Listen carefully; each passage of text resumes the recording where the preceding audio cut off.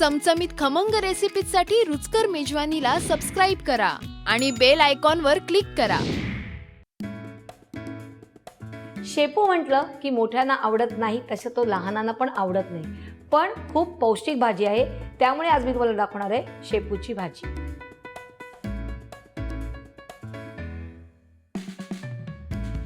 सुरुवात करूया तेलापासून. तेल गरम करून घेऊया.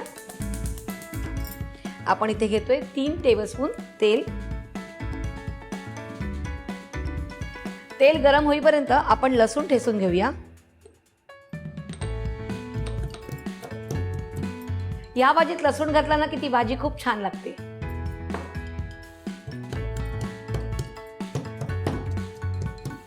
लसूण ठेचून झालेलं आहे, तेलही गरम झालेलं आहे. आता आपण ह्या तेलामध्ये हा लसूण घालणार आहोत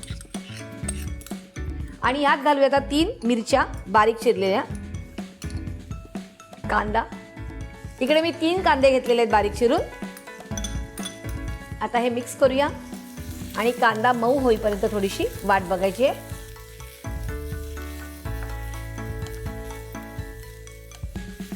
कांदा मऊ झालेला आहे. आता आपण यात घालूया अर्धा चमचा हळदी पावडर, त्यानंतर मीठ चवीप्रमाणे. आता मिक्स करायचंय. आता यात घालूया थोडीशी कोथिंबीर. थोडीशी म्हणजे मी जरा जास्तच घालते. आता घालूया यात शेपू. शेपू आपण निवडून घेतलेला आहे आणि त्याला बारीक चिरलेला आहे, धुवून ठेवलेला आहे तो. मिक्स करूया.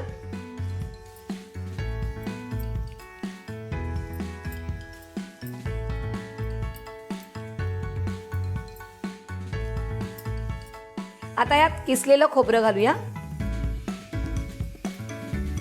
छान सुगंध सुटलाय.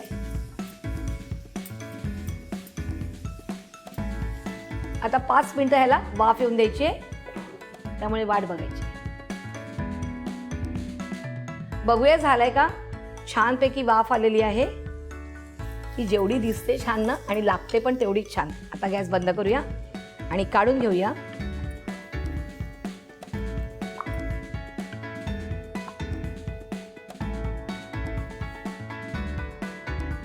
शेपूची भाजी तयार आहे.